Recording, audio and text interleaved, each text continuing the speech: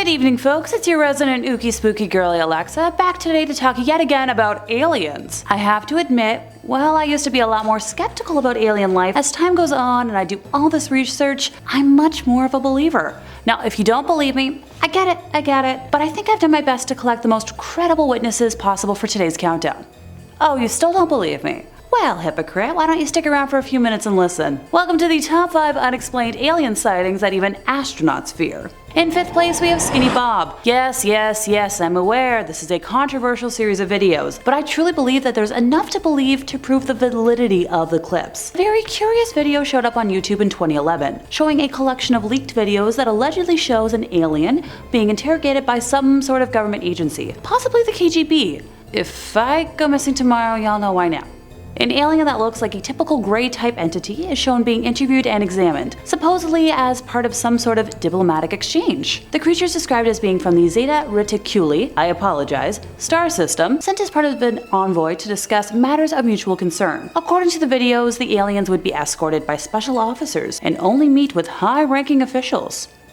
Pretty formal. Although several aliens are claimed to have been present, the one most prominently featured has been given the nickname Skinny Bob. The alien appears as a very thin, slouched-over figure with an oversized bald head, slit-like mouth, large eyes that seem expressive and blank, and claw-like hands. There was apparently a whole series of interviews conducted with the creature between 1942 and 1969, although only a few clips have managed to get leaked out. The most well-known clip simply shows Skinny Bob sitting at a table, apparently in a telepathic interview, after which we see footage of the alien from head to toe, showing its disproportionately long arms and overall build. After that, there is a shot of it within a pool of some sort of liquid where it would supposedly sleep. I guess that's where we got the idea for a waterbed. According to the videos, the aliens were often filmed without their knowledge or agreement, with document 072/E supposedly describing an incident in 1961 where 3 of the beings realized they were being secretly filmed by a hidden device, which was considered a violation of their agreement. Now, I don't know about you, but I wouldn't want to cross an alien. There was a treaty that stipulated that photographs and filming of the entities would not be allowed unless specific permission was given. While these 2 clips are the most well-known and widely available, there were allegedly other clips that have since been taken down, such as that of the alien spacecraft and another of an autopsy being performed on a dead specimen at the base. Look, I will admit there have been many assumptions that this footage was faked, but let's review the evidence here. The budget to pull off this sort of high-quality costuming and filming would have been over like $250,000 alone, and no one's claimed responsibility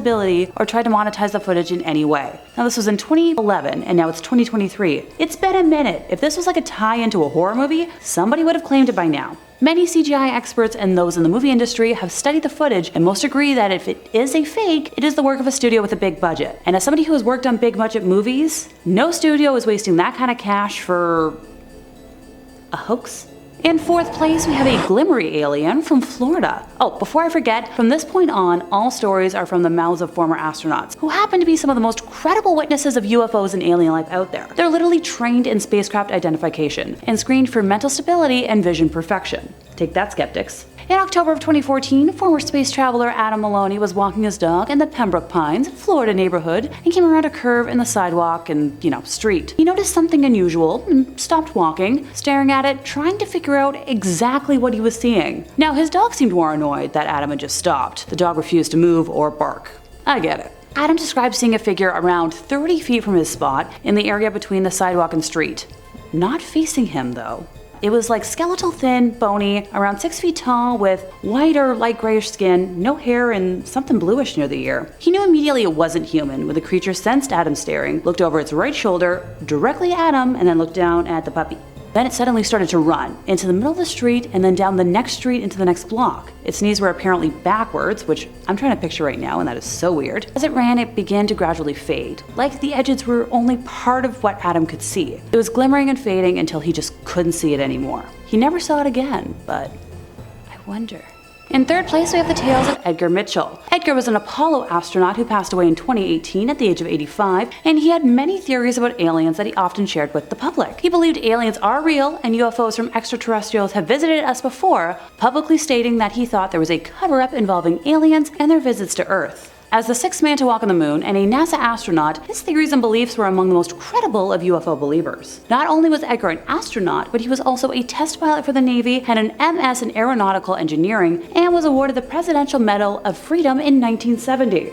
Take that for credibility. Part of his belief in alien life stemmed from experience he had returning to Earth from the moon, where he felt more connected with the universe than he had ever been before. Edgar has said publicly that he's 90% sure that many of the unidentified flying objects recorded since the 1940s belong to aliens from other planets. When he started speaking out in the 1990s, he said he was only then coming out with his knowledge because he didn't want to be labeled a UFO crank, and stood by his beliefs no matter how much he was criticized. And honestly, that's pretty credible, seeing as anyone who spoke before that, especially to do with Roswell, not a good reputation. In an interview in 1996, Edgar said that there were alien bodies at Roswell, but the government covered it up. In 1998, he called on Washington, D.C. to acknowledge publicly what it knew about alien life. He said he had witnesses he knew personally from intelligence agencies and the military who convinced him that the US government had been covering up UFOs for 50 years, including evidence from Roswell. In 2008, he was interviewed and spoke about how the Roswell crash was real and aliens had contacted humans multiple times. Interestingly enough, Edgar's beliefs were in line with those of Philip James Corso, who was chief of U.S. counterintelligence corporations in Rome in the 1940s and chief of the Pentagon's Foreign Technology Desk in the 1960s. He even wrote a book, The Day After Roswell, where he said that he moved alien artifacts from the Roswell crash, which were later reverse engineered to develop some of our more advanced technology. In an interview in 1996, Edgar said he had met with officials from 3 other countries who had personal encounters with aliens from other planets, not just secondhand information. The evidence of alien contact was strong and classified, including that extraterrestrials were giving technology to the US government. Hi, Canadian here. Can we get some of that too? In 2004, Edgar said that the government was studying alien bodies, but stopped sharing that information with presidents after John F. Kennedy. During a radio interview, he said that aliens were far more advanced than us, and we would have been gone a long time ago if they were hostile. Well, a witness doesn't really get much more credible than Edgar. In second place, we have a Canadian sighting. A former astronaut who would like to remain anonymous was glancing outdoors one day at the unfinished sunroom attached to his bedroom, which he described as having windows that were about 3 to 4 feet off the ground, wrapped around the room, providing a good view of the backyard of the home. Exactly what you want in a sunroom, honestly. He saw the bust of what people described as a mantid, describing it as a confusing sight, similar to an action figure. This being had a large muscular body with a head that was insect-like, with eyes that wrapped around its head, and its face ended in a point similar to that of a beak. The view he had was of its head slightly turned with the body facing him. The eyes were rounded near the front of the face and wrapped to the back and ended in a sharp point, protruding slightly, but not like a mantis, and were very black, similar to Vanta Black. The alien was around 5 feet in height, so not, super tall, so shorter than me. The suit he was wearing was black and shiny, with an indented texture, almost plastic looking, with a large round collar. The body looked approximately human, but the musculature was more rounded and not as defined, making it look more exaggerated and like a toy or a muscle suit. The head was dark with some orange tint on it near the back and a greenish tint near the beak. After a few seconds of eye contact, the window burst outwards and our narrator looked away for a split second, during which the entity disappeared. That same summer, most of those windows in that sunroom slowly burst, which is also really weird. As time went on, he became obsessed and terrified of gray aliens, describing symptoms of extreme pareidolia, seeing big black eyes in almost everything and feeling terrified. In first place, we have a communion alien. Former space traveler Kevin Daniels grew up by the woods and at the age of around 6 years old had a terrifying experience. One afternoon, while playing in his backyard with his brother, he began hearing a very hard knocking sound coming from the side of the house. He looked at the house and saw nothing, and his brother continued playing. The sound hit the house again, and once again he looked and saw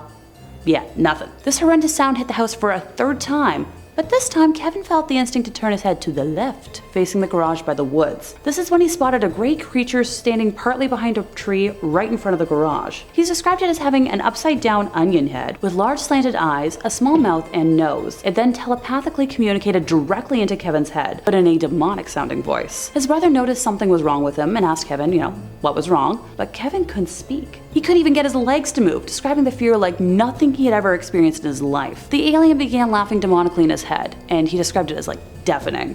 When Kevin was finally able to scream and partially run, almost falling, he ran for the front door of the house, encountering his mother, who came running, obviously concerned, asking what was wrong. Kevin was crying hysterically and screaming, realizing that whatever this thing was, it was pure evil. His parents tried asking his brother what had happened, but the brother had no idea. Kevin described to his parents what he had seen and what had happened and begged them not to look, but the parents decided to, rightfully go out and investigate the tree in the garage area, finding nothing. Many years later, Kevin came across a book that had the exact picture of the gray alien on it, called Communion. After looking through the contents of the book, he knew then that others had seen the same creature he had, and that it was real, and not just a figment of his imagination, or heat stroke, or anything like that. And that brings us to the end of today's list, and my beliefs growing stronger once again. Seriously, if there's this much evidence out there, who am I to deny the existence of beings? Be sure to let me know in the comments what y'all think, and don't forget to like, subscribe, and hit the bell for more from us here at Top 5 Scary Videos. In the area between the sidewalk and street. Not facing him, though. He described it as skeletal thin. Yeah, can we keep moving? Thank you.